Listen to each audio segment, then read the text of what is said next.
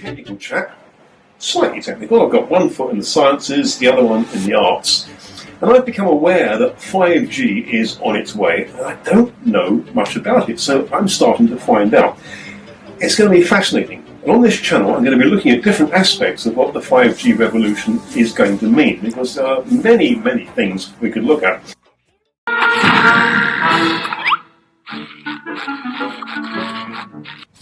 Great things are afoot. My trusty mobile phone is apparently going to be consigned to the scrap heap because things are on the horizon that are going to be very exciting. Now, I'll tell you what I mean. Cast your mind back to the 1980s. Remember the basic clunky mobile phone? Weighed a ton. You could send messages. Well, you couldn't send messages, but you could talk to people. But those mobile phones got together and they produced a second generation. That's what the G stands for, apparently. And then you could send text on your phone. Well, that was exciting, wasn't it? Who would have thought of that? And then the third generation of mobile phones, you could send photographs, just about, and connect to the internet if you were lucky. I remember some of my internet connections were not that reliable. But then we came to 4G, the fourth generation, and you can send video. Wow, everybody said, now we're all happy. What more could we possibly want? Well, just wait, because 5G is on the horizon, it's almost arrived, and it's going to change the way we do a lot of things. So what is 5G? Well, it's a massive upgrade, but it's more than that. It's a whole quantum leap forward in the transmission of data. It's going to change the way you work at your factory or your shops or your offices. It's going to change the way you drive your car. It's going to change the way we do everything, because an awful lot of the tedium can be taken out. That's what we do with automation these days. We remove the tedium. All sorts of things are going to change. Remember when electric screwdrivers first came out? I laughed. I thought, what idiot is going to buy an electric screwdriver? Boy, was I wrong. Well, if I'm not careful, the same thing is going to happen again. I'm thinking, who on earth would want to send a video on their phone? But I can't do without it now. That's how it's going to be with 5G. So what does the advent of 5G mean in really practical terms? Well, it's in 7 of our cities already. It's not in my town. But what is it actually going to involve? Well, I don't know precisely, but that's what makes it so interesting. Let's find out. One thing it's going to change is this business.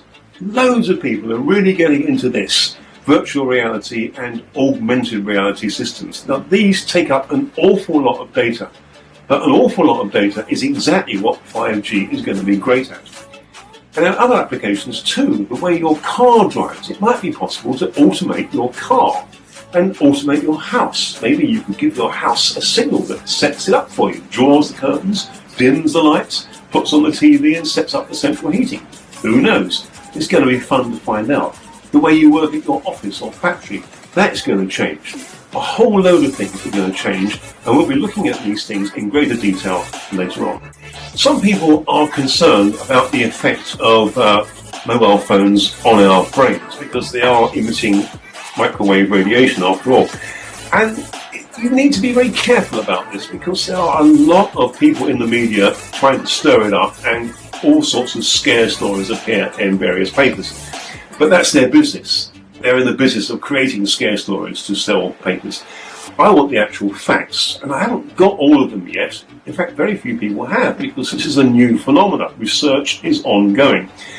But just to show a kind of sense of balance about this, there are various sources of radiation in your house now. Your computer, the televisions, the colour televisions that you used to have emitted deadly radiation out of the back. Nobody worried about those. Outside, there is a very, very serious form of radiation, an uncontrolled nuclear explosion going on up in the sky, which will definitely damage your skin. No, absolutely guaranteed that will be. So you need to hold these things in balance. And if you're worried about the carcinogenic effect, well, there are plenty of those as well. Eating fried bacon is a carcinogenic risk. Eating mushrooms is a carcinogenic risk. There is a very small risk attached to many, many of these things. So we need to look into this, and on this YouTube channel we're going to be examining some of these things later on.